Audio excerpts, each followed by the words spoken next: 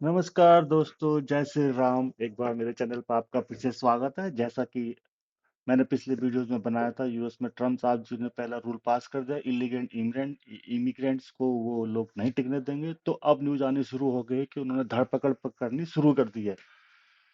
किसी का फोन नहीं उठाना है, कुछ नहीं करना है। जो इलीगल है उसको पकड़ो, या तो जेल में डालो या उसको डिपोर्ट करो। अभी तक एक लिस्ट आई है, 538 लोग उन्होंने आइडेंटिफाई किए हैं, अरेस्ट पकड़ लिए हैं। उनमें से 372 समथिंग पे उन्होंने केस लॉन्च किया। इसमें से कुछ ये लोग क्रिमिनल्स हैं, कुछ टेररिस्ट में शामिल हैं, कुछ लोग सेक्सुअल अब्यूजमेंट के केस में फंसे हुए हैं। तो इन्होंने वहां से स्टार्ट किया।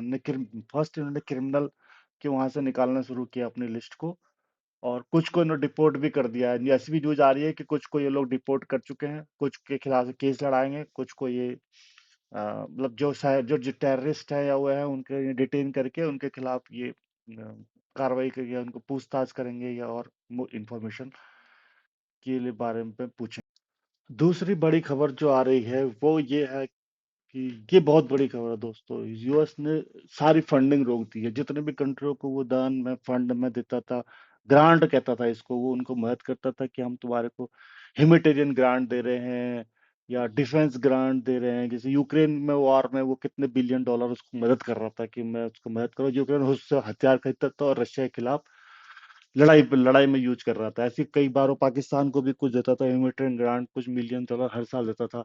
उसके बाद वो पाकिस्तानी वही करते थे, उसका वो हथियार खरीदते थे और उसे हमारे खिलाफ यूज करते थे। इसी तरह बहुत सारी कंट्रियों में ये गेम चलता रहता था।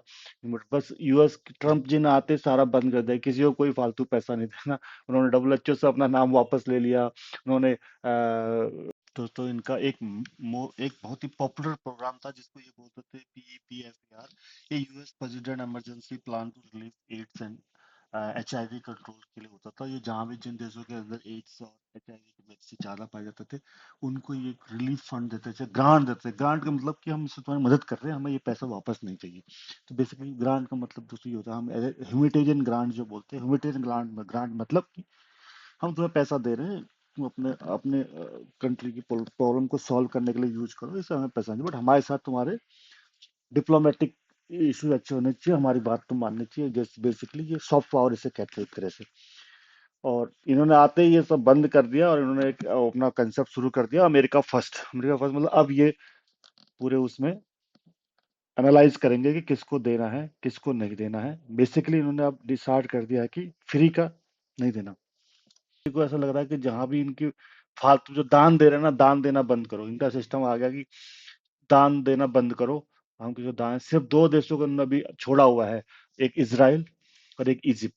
इजिप्ट ने क्या होता, कुछ साल पहले इजिप्ट भी इनकी लड़ाई, इजिप्ट और इजराइल के बीच में एक एग्रीमेंट हुआ था। पहले जैसे फिलीपीन और इसराइल लड़ते हैं, ऐसे इजिप्ट इजिप्ट और इसराइल भी लड़ते थे। तो इजिप्ट और इसराइल के बीच में एग्रीमेंट हो गया, पीस एग्रीमेंट। तो इसराइल कुछ हेल्प करता है इजिप्ट की, और यूएस भी उसे कुछ ग्रांट देता है डेवलपमेंट कर, वो करने की।